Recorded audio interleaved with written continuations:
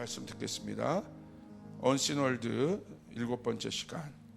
오늘 제목은 장애물이 걷히고 묶임과 갇힘이 풀리는 하나님의 결정적 시간, 가로하고 베냐민의 축복이라는 제목으로 말씀 나누겠습니다. 우리 같이 한번 한 구절인데 같이 읽도록 하겠습니다. 시작. 그가 죽게 되어 그의 혼이 떠나려 할 때에 아들의 이름을 베논이라 불렀으나 그의 아버지는 그를 베냐민이라 불렀더라. 아멘. 제가 이번에 캐나다, 미국 이렇게 집회를 가면서 참 한국에 있는 것이 우리가 얼마나 감사한지를 제가 느낄 수 있었어요. 정말 여러분 아는 것처럼 영적으로 너무너무 어둡고 힘든 거예요. 그리고 뭐 얼마 전에 저희가 차별금지법 반대하고 또 교회들이 하나가 돼서 그런 일을 했지만 이미 그런 것들이 이미 다 통과되고 뭐 동네 그냥 일반 동네에서도 마리아나 약을 편의점에서 사듯이 그냥 누구든지 가서 쉽게 구할 수 있는 그런 시대를 보면서 그런 곳을 보면서 야 이게 저도 이제 뭐 몇 년마다 한 번씩 이제 그 북미 쪽을 가게 되는데 선진국 아니겠습니까? 여러분 하나도 부럽지 않더라고요. 정말 이게 영적으로 얼마나 탁한지요. 하나도 부럽지가 않아요. 여러분 부러우세요? 그리고요 왜 이렇게 비싼지요 물가가요? 여러분 제가 공항에서 물론 공항이라는 특수성도 있었겠지만 물 한 병에 거의 6,000원 떠나요. 물 한 병이요. 뭐 금물인 겁니다. 금물. 그리고 제가 껌을 샀어요. 껌 하나를 샀는데 껌 하나에 4,500원. 껌값이에요. 할래. 껌값. 제가 너무너무 깜짝 놀랐어요. 참. 야. 근데 이제 미국 같은 경우는 이제 트럼프 대통령이 지금 되고 나서 어마어마한 지금 변혁들이 있습니다. 참 놀랍더라고요. 한 사람이 있으니까 이게 무너졌던 모든 것들을 다시 한번 막 곳곳에서 일으키는 그런 움직임들이 있고요. 뉴욕 같은 데는요. 제가 놀랐어요. 한 2, 3년 전에 제가 갔는데 이 정도까지는 아니었거든요. 그 대마초 냄새가요. 길거리에 그냥 자욱합니다. 저는 대마초 냄새가 뭔지를 몰랐어요.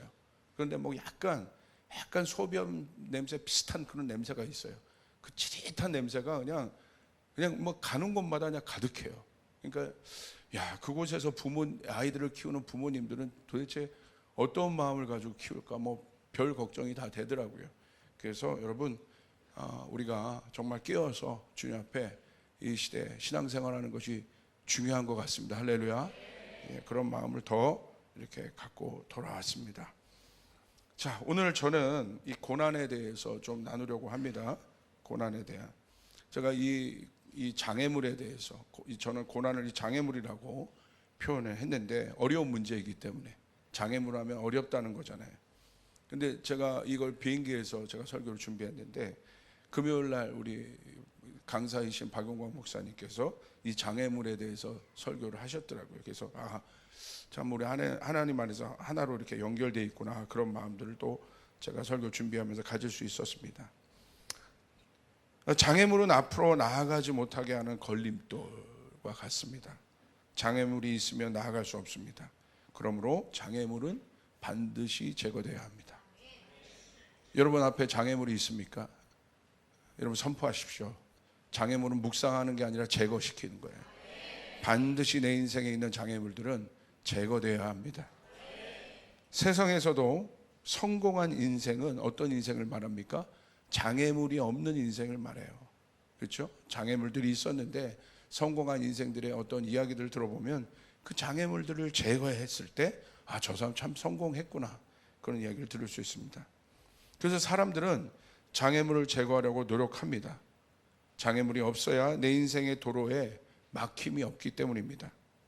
장애물을 만나는 순간 인생이라는 자동차는 그 자리에서 멈춰버려요. 내 인생을 자동차에 비교한다면 이렇게 쭉 달려야 되지 않겠습니까? 근데 장애물을 만나는 순간 그 자리에 내 인생의 자동차가 멈춘다는 것입니다. 장애물이 여러 모양으로 나타날 수 있어요. 관계의 장애물, 재정의 장애물, 가정의 장애물, 가정 문제의 장애물, 질병의 장애물. 혹시 우리 여기 나오신 성도님들은 지금 어떤 장애물 앞에 있습니까? 장애물이 없는 인생은 없습니다. 장애물의 경중과 모양만 다를 뿐이지 모든 사람에게 장애물이 있어요. 전 이걸 보고 인생은 그래도 공평하구나 그런 생각을 해요. 장애물이 없는 인생이 없어요. 중요한 것은 장애물을 바라보는 태도와 시각, 그리고 어떻게 처리할 것인가에 대한 구체적인 방법과 노력에 대한 문제인 것입니다. 장애물이 없는 인생은 없다. 문제는 무엇이냐? 장애물을 우리가 어떤 태도로 바라볼 것인가. 오늘 내 삶을 돌아봅시다. 장애물이 있는지, 그리고 그 장애물을 어떻게 내가 바라보고 처리하는지의 태도가 인생의 질과 방향성을 결정해 주는 거예요. 내 인생의 질과 방향성은 뭐를 통해 결정되어져요? 내 앞에 있는 장애물이 어떻게 처리되느냐에 따라 내 인생의 질과 방향성이 결정되어진다는 것입니다. 그러므로 우리 장애물에 대한 중요한 개념들을 한번 정리해 볼 필요가 있겠습니다. 첫 번째는 모든 인생은 장애물이 있다. 이게 첫 번째예요. 모든 인생은 장애물이 있다. 목사님, 저는 장애물이 없는데 한번 손 들어보세요. 한 명도 없잖아요. 보세요. 한 명도 없어요. 모든 인생에는 장애물이 있어요. 특별한 사람에게만 있는 것이 아닙니다. 두 번째, 장애물은 걸림돌 이상의 의미가 있습니다. 그냥 단순히 장애물은 걸림돌이다라고만 보기는 어렵습니다. 세 번째, 장애물을 어떻게 처리하느냐에 따라 인생이 달라집니다. 네 번째, 그리스도인들에게 장애물은 하나님의 섭리를 알 수 있는 아주 중요한 통로가 됩니다. 이 네 가지를 정리해 보시면 좋을 것 같아요. 자, 성경에서 나오는 복받은 인생, 여러 복받은 인생이 있지만 이 하나님의 복은 여러 사람에게 나타나는데 그 중에 저는 야곱을 오늘 좀 보고 싶습니다. 장애물이 제거된 인생이 복받은 인생 아니겠습니까? 그 중에 저는 야곱을 좀 보고 싶어요. 성경에서 이 하나님의 복은 아브라함으로부터 시작되어 이삭과 야곱에 이르러 완성됩니다. 아브라함 개인에게 주어진 축복은 야곱의 때에 이르러 민족이 되고 나라를 이룹니다. 하나님은 야곱을 축복하시며 아브라함의 언약을 확인하십니다. 야곱에 이르러 보이지 않는 하나님의 언약이 현실이 된다는 거예요. 제가 이게 바로 언시널드에서 강조하고 싶은 부분이에요. 이 시리즈를 통해서 보이지 않는 하나님의 언약이 현실이 된다. 여러분을 향한 보이지 않는 하나님의 언약이 현실이 된다. 여러분의 가문을 향한 하나님의 언약이 현실이 된다. 아멘. 보이지 않지만 그 보이지 않는 하나님의 언약은 하나님의 때에 현실이 된다는 거예요. 창세기 35장 11절 12절에 보십시오. 우리 같이 한번 읽어보겠습니다. 시작. 하나님이 그에게 이르시되 나는 전능한 하나님이라. 생육하며 번성하라. 한 백성과 백성들의 총회가 내게서 나오고 왕들이 내 허리에서 나오리라.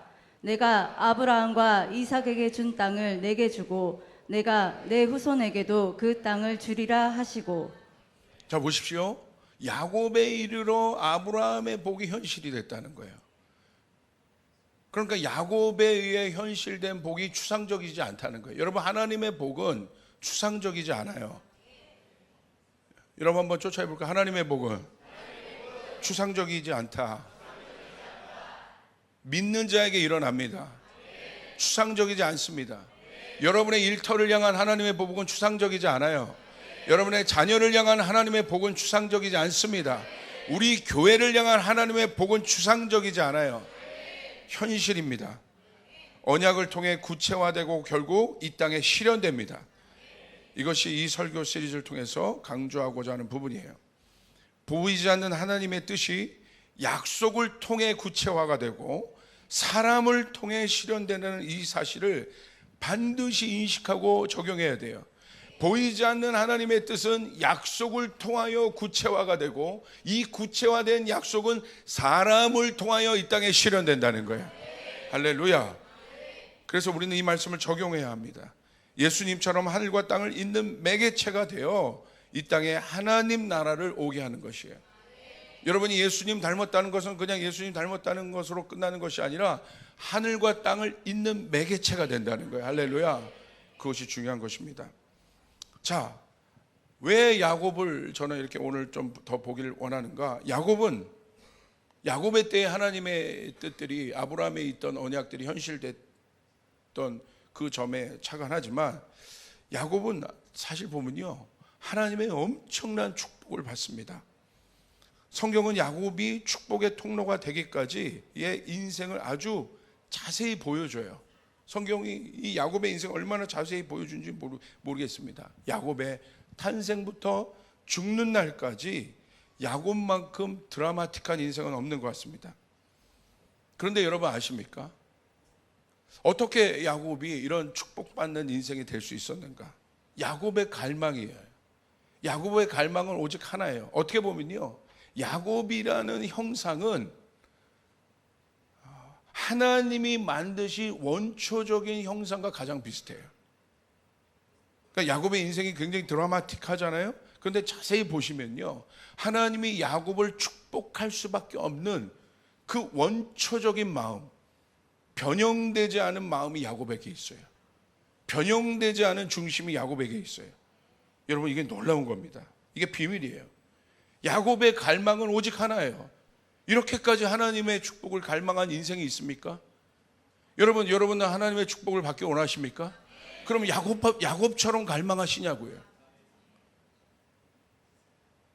내가 갈망하는 거 한 40, 하나님 갈망하는 거 60, 내가 갈망하는 거 한 70, 하나님께 갈망하는 거 30, 복을 못 받아요.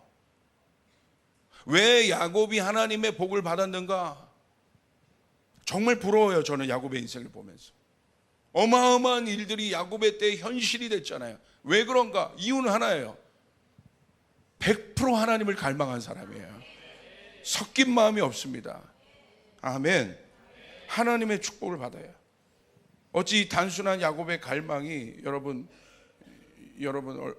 야곱의 갈망이 전부라는 거예요. 여러분, 야곱이 갈망함으로 하나님의 축복을 받습니다. 이게 전부예요. 왜 그렇습니까? 살다 보니까요, 내 뜻대로 되지 않는 것이 인생이라는 것을 깨달아요. 여러분 어떠세요? 전 그걸 깨닫더라고요. 갈면서 내 뜻대로 되지 않는 게 인생이구나. 내 뜻대로 되지 않는 게 20대나 30대나 그럴 때는 막 뭔가 다 할 수 있을 것 같고 혈기가 있고, 40대 가면 조금 꺾이고 50대 들어가면 이제 배우는 것 같아요. 내 뜻대로 되지 않는 게 인생이구나. 60대 가신 분들은 어떠세요? 목사님 맞아요. 70대 가신 분들은 어떻습니까? 그렇죠? 내 뜻대로 되지 않는 게 인생이다. 이건 무슨 말이에요? 그러기 때문에 하나님의 축복밖에 없다는 거야. 할렐루야. 그러기 때문에 하나님의 축복밖에 없다는 거예요. 그냥 하나님의 축복을 나는 갈망합니다라는 어떤 축복에 대한 갈망에 대한 소원이 아니라 내 뜻대로 되지 않는 것이 인생이기 때문에 하나님의 축복을 받아야만 한다. 할렐루야. 하나님의 축복을 받지 않는 인생처럼 이런 불쌍한 인생이 없는 것이에요. 여러분, 이것 하나가 정말 중요하죠. 젊었을 땐 모르지만 나이가 들수록 선명해지지 않습니까? 하나님의 축복을 받는다는 것은 추상적인 일이 아니에요. 인간의 힘으로 절대 해결할 수 없는 죽음에 가까이 가기까지, 우리의 인생이 가까이 가기 때문에 그렇습니다. 그래서 내 힘을 초월하는 하나님의 축복을 갈망하는 것보다 소중한 것은 없습니다. 보세요. 점점 죽음에 가까이 가잖아요. 죽음에 가까이 갈수록 우리 인간의 인생은 뭘 깨달아요? 내 힘으로 할 수 있는 것이 없잖아요. 움직인 것 하나, 나중에 물 한 컵 먹는 것 하나도 내 힘으로 할 수 있는 것이 없잖아요. 그걸 깨닫는 것이에요. 그래서 하나님의 축복을 갈망하는 거예요. 아멘. 지금은 막 내 마음대로 할 수 있지만 죽음에 가까이 갈수록 내 힘으로 할 수 있는 것이 없다. 그래서 하나님의 축복을 받지 않으면 안 된다. 그래서 야곱은 하나님의 축복을 갈망하는 인생이 됐다는 거예요. 하나님은 야곱을 통해서 그것을 보여주시는 거예요. 여러분, 이 복받는 인생이 여러분의 인생이 되시길 바랍니다. 최근 제가 아는 어떤 분을 통해서 어떤 한 분의 죽음의 소식을 들었어요. 저도 아는 분이었어요. 예전에 저희 교회에 계셨던 분이에요.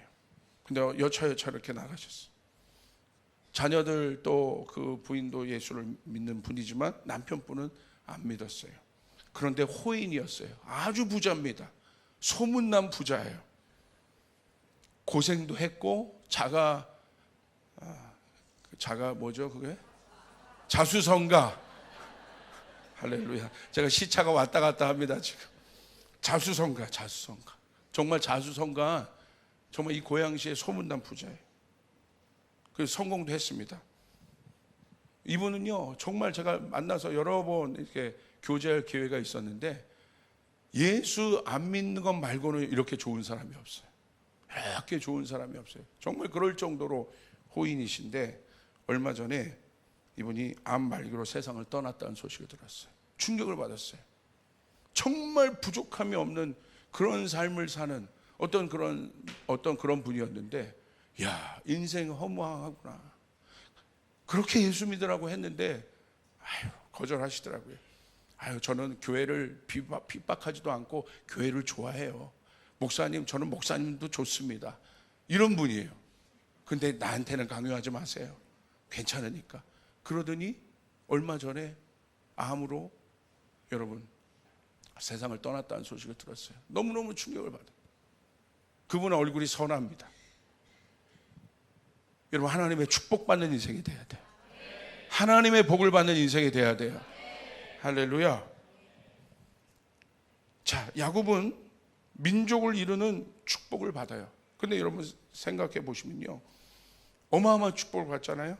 그의 허리에서 왕이 나오는 왕가의 축복을 받아요. 왕의 가문이에요. 이런 축복이 어디 있습니까? 세상의 눈으로 볼 때 이보다 큰 축복은 없습니다.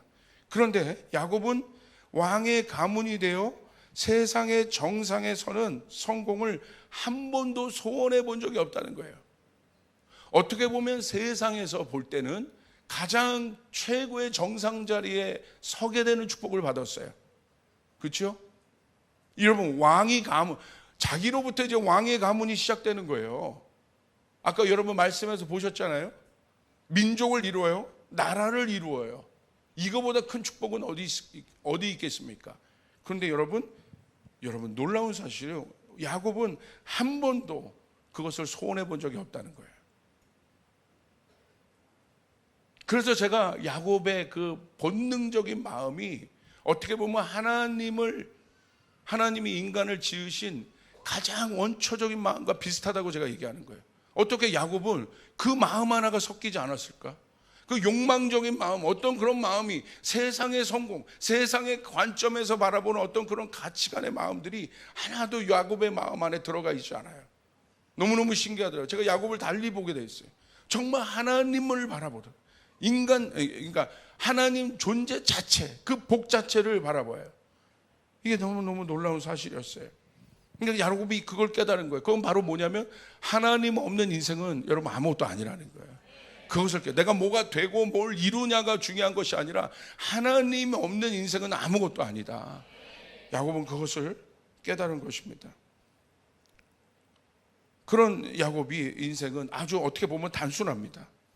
야곱의 인생을 어떻게 여러분 요약할 수 있냐면요, 야곱의 인생은요 그냥 라헬로 끝나요. 라헬이 누굽니까? 야곱이 사랑하는 여인이에요. 그 여인과 행복한 가정을 이루는 소박한 꿈이 어떻게 보면 이 땅에서 살아가는 야곱의 소원의 전부예요. 성경은 오늘 야곱이 어마어마한 인물이라고 여러분이 묘사하고 있지만 정작 야곱은요 한 여인만을 사랑한 로맨티스트입니다. 바로 이 부분이 야곱이 우리에게 주는 아주 강한 메시지예요. 야곱은 형의 축복을 도둑질하는 욕망의 인생이 아닙니다. 우리가 그렇게 야곱을 착각하는 사람 많이 있어요. 거짓말하고 형처럼 속여가지고 아버지의 장자권을 빼앗은 그 형의 장자권을 빼앗은 그런 도둑질하는 인생으로 야곱을 볼 수 있는데, 그 사건 하나만으로 야곱의 전부를 평가하기가 어려워요. 왜냐하면요 바보만치 이런 바보같이 이렇게 약삭 빠르고 뭐 그런 사람이 아니라 이런 바보가 없는 거예요. 왜요? 뭘 보고 압니까? 라헬 하나를 사랑하게 됩니다. 그 라헬 하나를 얻기 위해서 여러분 삼촌 라반의 집에서 여러분이 아는 것처럼 그 말도 안 되는 그 어떻게 보면 그 삼촌이 다 이용한 것 아니겠습니까? 7년, 14년 도합해가지고 나머지 해가지고 한 20년을 여인 하나를 얻기 위해서, 라헬이라는 여인 하나를 사랑했던 그 여인 하나를 얻기 위해서 20년간 자기의 인생을 갈아요. 전부라는 거예요, 전부. 여러분 어떻습니까? 그러니까 야곱은 어떤 사람이냐면요, 사랑둥이에요. 사랑의 눈먼자예요. 사랑둥이. 20년간 한 여인을 얻기 위해 여러분의 인생을 갈아놓을 수 있습니까? 옆에 여러분의 아내를 보세요. 갈아놓을 수 있어요? 2년 말고요, 20년. 그것도 종살이 하면서. 왜 갑자기 술렁술렁 거리시죠? 다른 소원이 없었다는 거예요, 여러분. 오늘 성경은 야곱이 어마어마한 위대한 인물로 축복을 받는데 정작 야곱의 인생은 너무나 단순한 거예요. 한 여인을 사랑하는 거예요, 그냥. 한 여인을 사랑하고 그 여인을 얻기 위해서 종살이한 게 전부예요. 그게 야곱이에요. 그것 때문에, 그 여인 때문에, 그 여인을 사랑함으로 야곱의 모든 인생이 꼬이기 시작해요. 야곱의 삶은 없습니다. 그냥 오직 라헬인 거예요, 라헬. 사랑하는 여인 라헬. 나머지 여러분 첩도 다 얻게 하지 않고 야곱이 원한 게 아니지 않습니까? 그 라반이 라헬을 주기 싫으니까 그 레아를 그냥 넣어서 또 동침하게 하고, 또 야곱이 워낙 일을 잘하니까 가는 곳마다 야곱이 손대는 곳마다 소떼가 늘고 양떼가 늘었다고 돼 있거든요. 야곱이 어마어마한 사람이에요. 그런데 그런 어마어마한 능력, 하나님의 축복 자체, 그 축복 자체가 있음에도 불구하고 야곱이 원하는 건 라헬 하나밖에 없었다는 거예요. 오직 라헬. 성경은 뭐라고 얘기하고 있냐면요, 창세기 29장 20절 한번 보세요. 우리 같이 한번 읽어볼까요? 시작. 야곱이 라헬을 위하여 7년 동안 라반을 섬겼으나 그를 사랑하는 까닭에 7년을 며칠같이 여겼더라. 여러분 게임 오버예요, 게임 오버.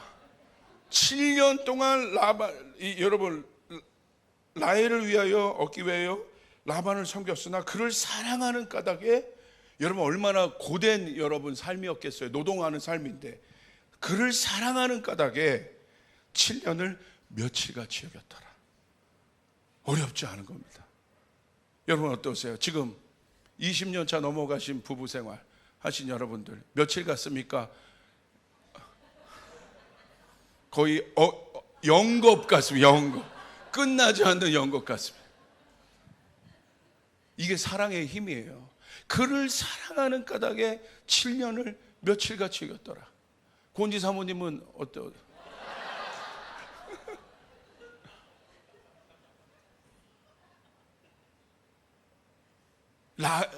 야곱이 어떻게 그 종살이를 할 수 있었는가?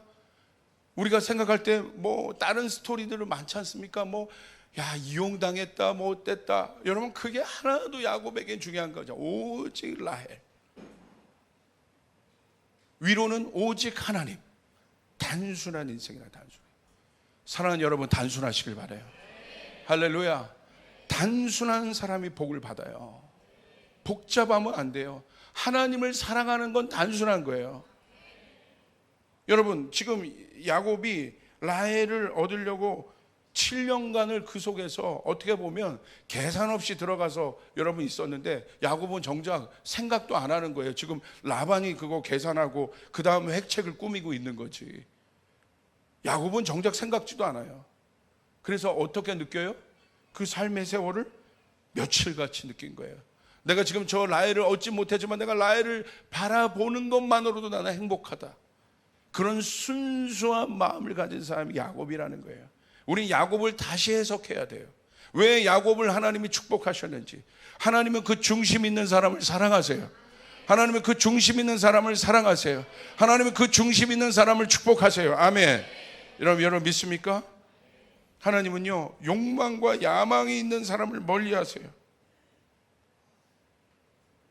그 사람은 하나님 앞에 쓰임받지 못합니다.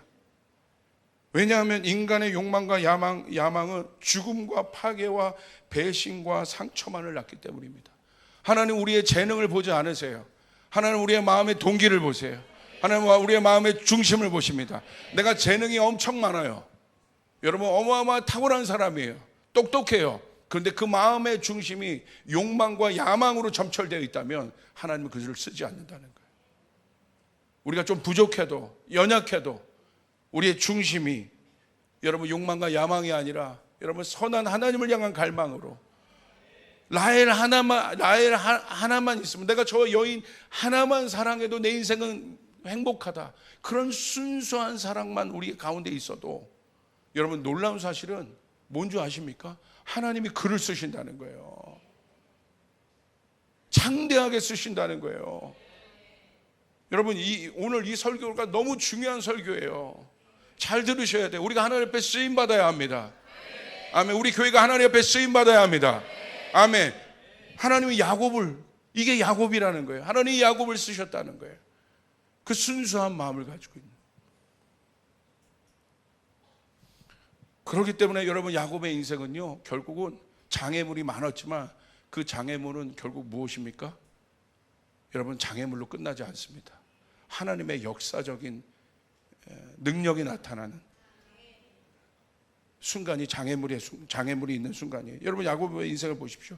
결국 야곱의 인생은 한마디입니다. 하나님이 하셨습니다. 쫓아가요. 하나님이 하셨습니다. 야곱의 인생을 보십시오. 결정적인 순간마다 하나님의 은총으로 모든 것이 해결됩니다. 삼촌 라반에게 속아서 그 집에서 20년간 종살이 하다가 드디어 이제 분가하려고 합니다. 그것도 이제 라헬이 오케이. 야곱은 항상 마음이 약했던 것 같아요. 근데 가자고, 이제 자기가 생각해도 삼촌이 너무 하거든. 자기 아빠가 너무 하거든. 그러니까 여러분 이제 떠납니다. 그런데 그 순간 어떻게 됩니까? 자기 재산을, 삼촌의 것을 약탈해서 노략질해 가는 도둑으로 몰립니다. 야, 대단하죠. 다 얘기했어요. 점박이 양들, 점박이 염소들, 야곱이 그 정도로 여러분 구분해서, 삼촌 요것만 제 거예요. 어떻게 구분해요? 점박이들, 그것만 제 거예요 라고 분명히 얘기했음에도 막상 떠나니까 이게 애굽 왕처럼, 애굽에 있는 바로 왕처럼 본전 생각이 나는 줄 도둑으로 야곱을 몰아서 여러분 야곱을 죽이려고 쫓아갑니다. 그 순간 여러분 어떤 일이 일어납니까? 야곱이 얼마나 두렵겠습니까? 그렇죠? 두려워요. 그런데 그 순간 삼촌 라반의 꿈에 하나님의 사자가 나타나 라반의 마음을 돌립니다. 이게 하나님의 은총이에요. 하나님이 제거하신단 말이에요. 하나님의 사람들은 장애물을 하나님이 제거하세요.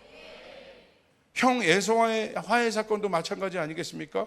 야곱을 죽이려고 했던 에서의 마음이 하나님에 의해서 돌려집니다. 여러분 이 은총이 있길 바랍니다. 그리고 화해와 용서와 축복을 받습니다. 그리고 또 어떻습니까? 죽은 줄 알았던 요셉이 흉년의 때에 애굽을 다스리는 자가 되어 야곱의 가문을 다시 일으킵니다. 이젠 죽은 줄 알았어요. 내 아들 요셉이, 사랑하는 라헬의 첫째 아들 요셉이 죽은 줄 알았어요. 짐승들에게 찢겨 죽은 줄 알았다고 여기고 있는데, 그 흉년의 때 정말 먹을 것이 없어서 모든 사람이 파산하고 망하는, 어떻게 보면 오늘날 IMF보다도 더 어려운 경제공황과 같은 그때, 기근의 때, 여러분 야곱도 죽어야 될 인생 아니겠습니까? 그런데 어떻게 해요? 그 죽은 줄 알았던 요셉이 총리 대신이 돼서 야곱의 가문을 회복해 버려요. 할렐루야. 이게 바로 하나님의 복받는 인생이란 말이에요. 하나님이 개입하시는 인생이란 말이에요. 오늘 사랑하는 조이풀 가족들에게 이 축복이 풀어지길 바랍니다. 축복이 풀어지길 바랍니다. 이게 야곱이에요. 내 힘으로 되지 않는구나. 하나님을 향한 순전한 마음에 온전한 신뢰가 있을 때 결정적인 타이밍에 하나님이 오셔서 우리를 망하게 하지 않으시고, 우리를 고꾸라지게 하지 않게 하여 주시고, 우리를 일으켜 주시고, 우리를 세워 주시고, 모든 장애물을 없애 주시는 야곱의 복이 오늘 우리 사랑하는 성도들에게 있을지어다. 아멘. 그래서 야곱의 인생은 하나님이 일하시는 인생이란 말이에요. 쫓아서 나의 인생은 하나님이 일하시는 인생이 되어야 한다. 내가 일하는 인생이 되면 안 돼요. 하나님이 일하는 인생이 돼야 되는 거예요. 그게 하나님의 복을 받는 거예요. 야곱의 인생의 장애물을 하나님이 제거하시고, 그리고 이 야곱은 이 장애물 때문에 하나님의 축복을 받습니다. 장애물과 같은 고난은 현재 시제이기에 어려워요. 그래서 고난은 어려운 문제라고 그랬어요. 그러나 고통은 언제나 현재이기 때문에 어려워요. 미래가 보이지 않습니다. 그래서 고난과 장애물이 있는 분들은 두려워요. 그러나 여기에 비밀이 있습니다. 그리스도인에게 장애물은 언제나 하나님의 섭리를 이해하는 중요한 게이트라는 거예요. 야곱에게 있어서 그 장애물들은 굉장히 어려운 일들이었지만 그리스도인 야곱은, 하나님의 자녀인 야곱에게 있어서 그 장애물은 하나님의 섭리 속에서 이해되는 하나님의 축복의 문이라는 사실을 믿으시길 바랍니다. 그렇기 때문에 장애물은 장애물로 끝나지 않습니다. 장애물은 우리가 성도들은 장애물을 바라볼 때 그 장애물로 끝나지 않는 거예요. 하나님의 시간과 때에 이 장애물이 해석이 됩니다. 걸림돌로 끝나지 않습니다. 한 치 앞도 보이지 않지만 하나님은 언제나 장애물을 통해 위대한 하나님의 일을 하십니다. 오늘 우리 가운데 있는 장애물을 통해 하나님 역사적인 일을 하십니다. 내 인생을 향한 하나님의 섭리가 있습니다. 이 사실을 믿어야 합니다. 오늘 여러분에게 장애물은 무엇입니까? 하나님의 섭리 가운데 그 장애물 때문에 지금 두려울 거예요. 그 장애물 때문에 지금 어려울 거예요. 그것이 경제 문제이든 자녀 문제이든 아니면 일터의 문제이든 더 나아가서 국가의 문제이든 어려울 겁니다. 힘들 겁니다. 왜? 미래가 보이지 않기 때문에. 그러나 그리스도인들은 그 장애물로 끝나지 않는단 말이에요. 이 장애물 안에 역사하는 하나님의 시간들이 있어요. 하나님의 섭리가 있습니다. 여러분 그 사실을 보고 믿어야 합니다. 이 모든 묶임이 풀리고 장애물이 제거되는 기막힌 순간이 있습니다. 그러면 이제 우리가 마지막 결론입니다. 언제입니까? 언제 목사님 이 장애물이 드디어 풀립니까? 언제 이 장애물이 드디어 제거됩니까? 그게 바로요, 여기 기막힌 순간이 있어요. 자, 야곱의 인생의 하이라이트는 누구라고 했습니까? 라헬이라고 했어요. 그냥 야곱 이꼴 라헬이라고 여러분에게 말씀드렸어요. 그런데 그 사랑하는 라헬이 아이가 없었잖아요. 근데 그 아이가 없었던 라헬이 첫 번째 아이 요셉을 낳고 또 얼마나 그 아이를 갖고 싶었겠습니까? 그래서 두 번째 아이를 라헬이 임신했어요. 얼마나 야곱이 기뻤겠어요. 사랑하는 아내가 다른 자녀를 얻는 것도 기뻤겠지만 내 사랑하는 자녀 7년을 종살이 하면서도 며칠밖에 느끼지 않게 해줬던 그 라헬의 사랑, 그 정도로 라헬을 사랑했는데 여러분 요셉은 야곱에게 어떤 존재였겠습니까? 그리고 한참 있다가 드디어 라헬이 그렇게 원하던 두 번째 아이를 임신하게 됐는데 여러분이 잘 알고 있는 그 아이가 누굽니까? 베냐민이에요. 그 베냐민이 여러분 어떻습니까? 그 베냐민을 라헬이 낳다가 라헬이 죽어요. 야, 한번 상상을 해보세요. 그러니까 라헬이 베냐민을 낳으면서 라헬이 죽어요. 그런데 라헬이 죽으면서 이 베냐민의 인생이 보이는 거예요. 엄마 없이 살아갈 그 인생이 보이는 거예요. 그러니까 라헬이 베냐민을 향해서 뭐라고 얘기했냐? 베노니라고 한 거예요. 이름을 져준 거예요. 베노니 뭐냐면 슬픔의 아들이라는 뜻입니다. 슬픔의 아들. 그러니까 여러분 여러분 그 성경의 이름에는 모든 미닝이 있잖아요. 너무나 소중한 아들이지만 이 베노니가 엄마 없이 살아갈, 고통받으며 살아갈 인생이 보이는 거. 그게 지금 베냐민의 현실이에요. 그리고 베노니 하면서 여러분 라헬은 죽습니다. 자, 사랑하는 여인이 죽고 그 여인의 죽음으로 베냐민이 태어났어요. 야곱은 그 아들이 어떻게 보였을까요? 이 아들만 태어나지 않았다면 라헬이 살 수 있었을 텐데 이 아들이 태어났기 때문에 라헬이 죽었어요. 그러니까 여러분 어떤 마음이 있을까요? 이 정도로 라헬을 사랑했는데 지 엄마 죽인 아들처럼 보이지 않았겠습니까? 그럴 수도 있겠죠. 그렇죠? 라헬이 여러 첩 중에 하나라면 다른 마음을 가질 수 있지만 그 정도로 자신의 전부와 같았던 라헬이 지금 죽으면서 난 아이가 베냐민인데 어떤 마음이 들었겠습니까? 그리고 여러분 야곱이 그리고 라헬이 죽으면서 베노니 슬픔의 아들이라고 얘기했어요.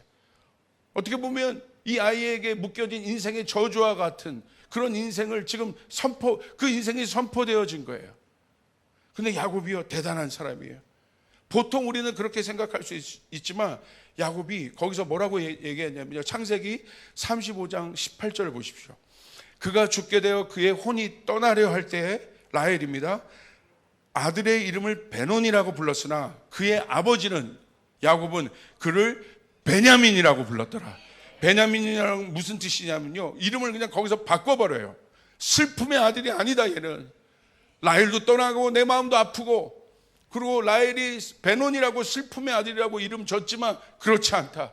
우리 아들은 그렇지 않다. 내 사랑하는 라헬을 통하여 난 아이는 그렇지 않다. 베논이가 아니다. 이 아이는 베냐민이다. 베는 무슨 뜻이냐면 아들이란 뜻이에요. 야민은 오른손이란 뜻이에요. 오른손은 뭘 상징해요? 권능을 상징합니다. 슬픔이 아니라 베논이가 아니라 야곱은 거기서 이름을 바꿔버립니다. 우리 아이의 이름은 권능의 아들이다. 능력의 아들이다. 슬픔이 아니라 권능으로 살아갈 것이다. 하나님의 능력으로 살아갈 것이다. 할렐루야. 여러분 이게 중요한 것이. 그것을 바꿔버립니다. 여기에 놀라운 일들이 있습니다. 결국 여러분 그 아이가 결국 어떻게 됩니까? 여러분 아는 것처럼 요셉이 여러분 팔려가죠. 라헬의 아이였던 요셉이 여러분 팔려가고 그리고 기근이 듭니다. 기근이 들어서 요셉이 애굽의 총리 대신이 돼요. 그런데 이 요셉의 마음 안에 어떤 마음이 있었어요? 형제에 대한 마음이 있었고 아버지하고 얼마나 보고 싶었겠어요. 그리고 어떻게 보면 여러 많은 배다른 형제들 중에 베냐민만이 자기의 어떻게 보면 같은 엄마의 계통이란 말이에요. 그러니까 베냐민이 얼마나 보고 싶었겠어요. 그 막내 동생 베냐민이 얼마나 보고 싶었겠습니까? 그게 지금 오늘 요셉의 마음인 거예요. 자, 요셉이 이제 모든 것을 할 수 있는 통치의 능력을 가졌어요. 그때 요셉이 한 일이 무엇입니까? 형제들을 부릅니다. 형제들을 불러서 여러분 성대하게 잔치를 베풀어요. 그리고 여기 성경에 놀라운 얘기가 있는데 자, 창세기 43장 29절을 우리 한번 같이 읽겠습니다. 시작. 요셉이 눈을 들어 자기 어머니의 아들 자기 동생 베냐민을 보고 이르되 너희가 내게 말하던 너희 작은 동생이 이 아이냐?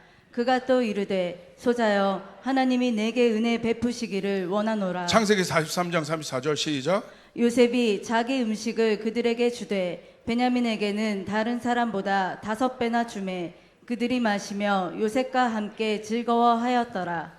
오늘 요셉을 통해서 야곱의 가문의 묶임들이 풀려요. 근데 그 키가 누굽니까? 베냐민이에요. 성경은 그를 뭐라고 얘기하고 있어요? 작은 자.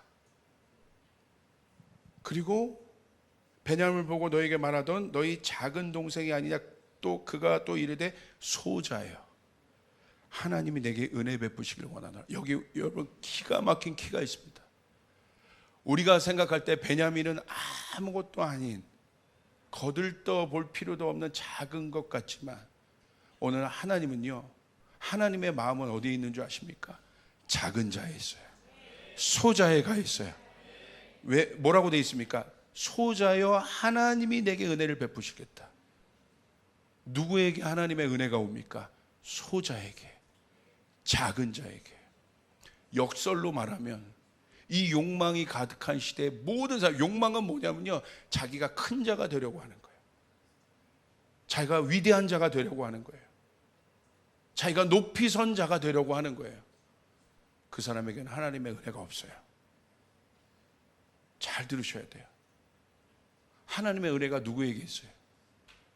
작은 자에게, 소자에게. 소자여 너에게 하나님의 은혜가 있을지어다. 그리고 뭐라고 봤습니까?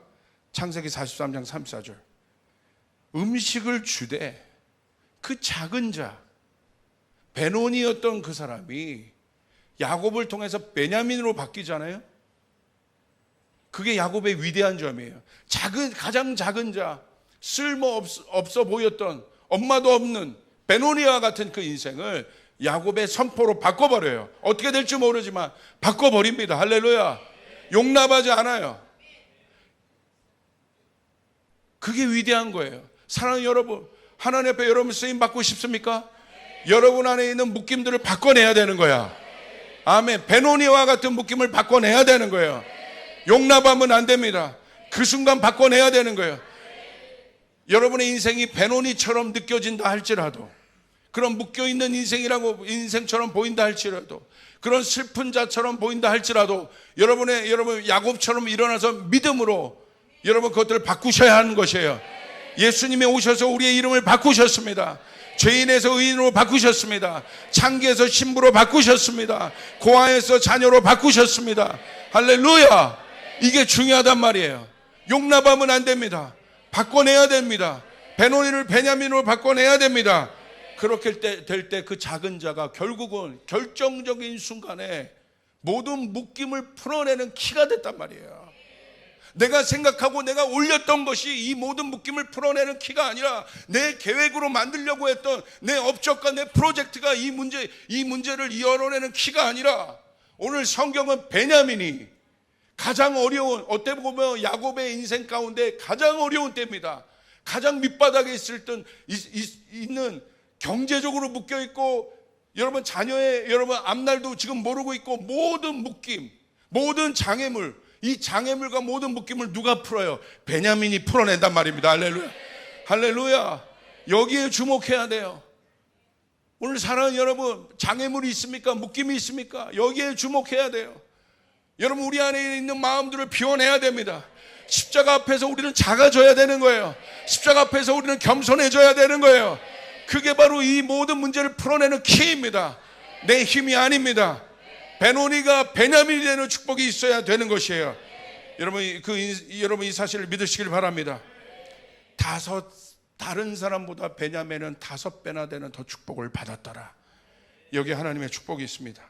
그리고 여러분, 베냐민이 나중에 야곱에게 이런 축복을 받아요. 어마어마한 축복을 받습니다. 창세기 49장 27절 우리 같이 한번 읽겠습니다. 시작. 베냐민은 물어뜯는 일이라. 아침에는 빼앗은 것을 먹고 저녁에는 움킨 것을 나누리로다. 베냐민이 나중에 어떤 존재가 됩니까?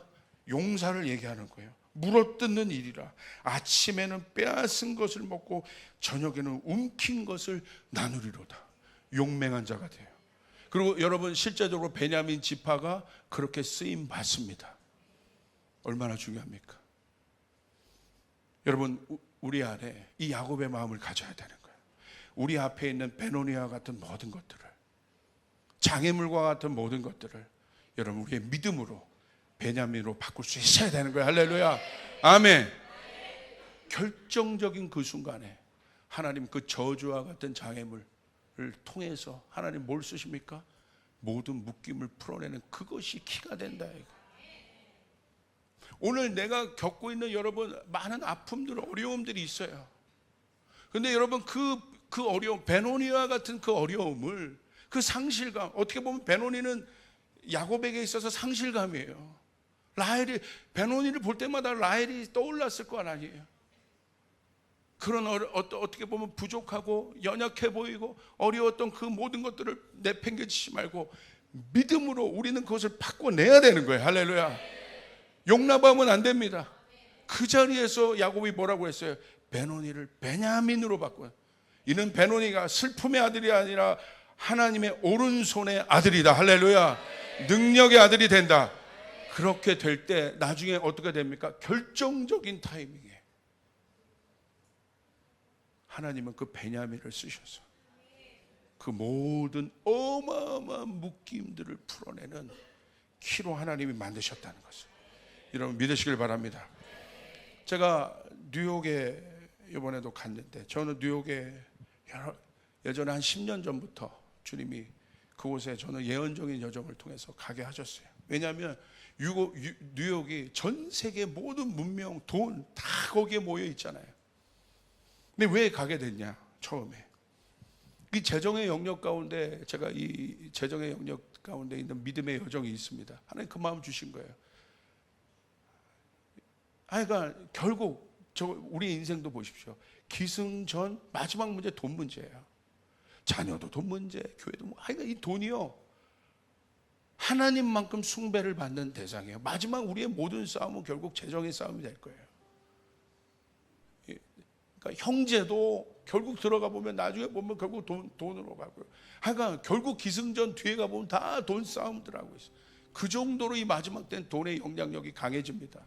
성도들 여러분, 하나님만큼 능력이 있어서 성도들을 미혹시킬 수 있는 게 저는요 돈이라고 해요. 돈은요 그 정도로 강력해요. 저 그런 마음 주신 거예요. 그냥 제가 목사니까 하나님 그런 마음 주신 거예요. 그래서 제가 거기 가서 좀 기도해야겠다. 하나님 가서 기도하라는 거예요. 그 세계적인 금융도시 월스트리트 가서 기도하라는 마음을 주셨어요.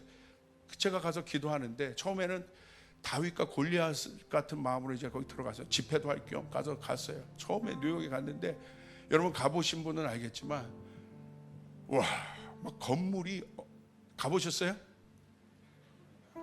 그럼 들으세요. 그냥 건물이 어마무지하게 큰 거예요. 그냥 그러니까 막 그냥 보통 큰 게 아니라 막 두껍고 크고요. 막 이게 지금 안 쳐도 돼. 안 쳐도 돼.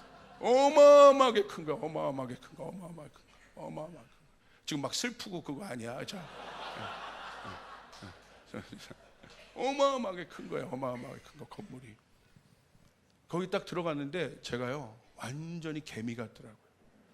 저 하나님이 원망스러웠어요.